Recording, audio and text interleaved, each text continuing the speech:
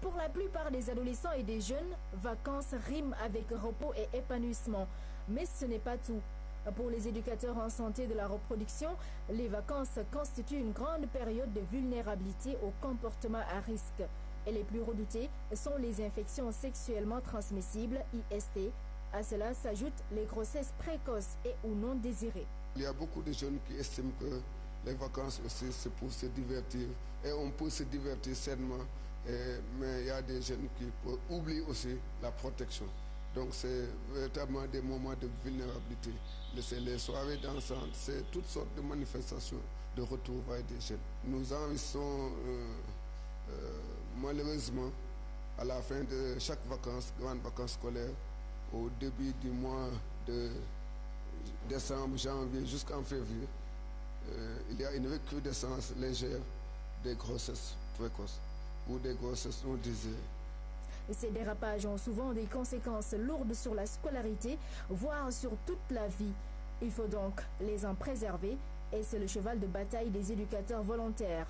Avec mes pères, on sensibilise les jeunes, surtout les jeunes entre 15 et 24 ans, sur la santé reproductive, comment faire, si on a des problèmes, comment faire pour s'en sortir.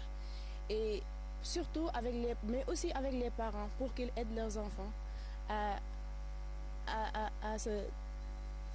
se parler, oui, à communiquer. Pour mener à bien la mission, il faut parfois lever les tabous. Des stratégies, les éducateurs n'en manquent pas.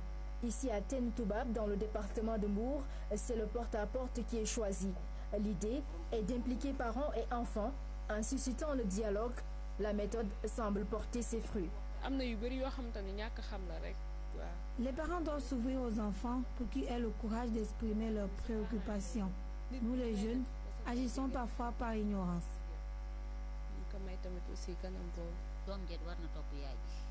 C'est aux enfants d'écouter les conseils des parents. Ça leur évitera de s'exposer à certains dangers comme les grossesses précoces. C'est très dur. Je parle en connaissance de cause. Ma fille en était victime. La responsabilité des parents et celle des jeunes est donc engagée.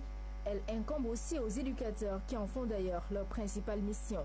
Nous voulons les amener à avoir un comportement beaucoup plus responsable.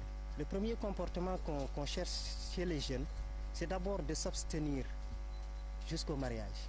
Et si toutefois ils ne peuvent pas s'abstenir, il faut également lutter à ce qu'il n'y ait pas d'infection. Les stratégies que nous utilisons sont nombreuses. Parfois, on fait des VAD, des visites à domicile pour sensibiliser les jeunes. Parfois, on fait des débats aussi dans nos quartiers, inviter les jeunes, discuter sur le sida, sur les grossesses précoces. Pour mieux protéger les jeunes, il faut alors renforcer leurs capacités. Ainsi, ils pourront prendre des décisions responsables. Pour ce faire, la prise en compte de la sensibilité des uns et des autres est primordiale. Il y a des jeunes qui sont intéressés par le message de l'abstinence. Donc il y a d'autres qui la fidélité peut les aider à se prévenir. Mais il y a d'autres, il y a une grande masse de jeunes où il faut leur parler du préservatif et leur mettre à leur disposition ce préservatif. Donc nous sommes conscients qu'il faut en tout cas développer toutes les stratégies de prévention possibles dans ce sens. Les faire rechercher à long terme et d'aider les jeunes à construire leur identité sans avoir à se heurter à certaines tentations de jeunesse.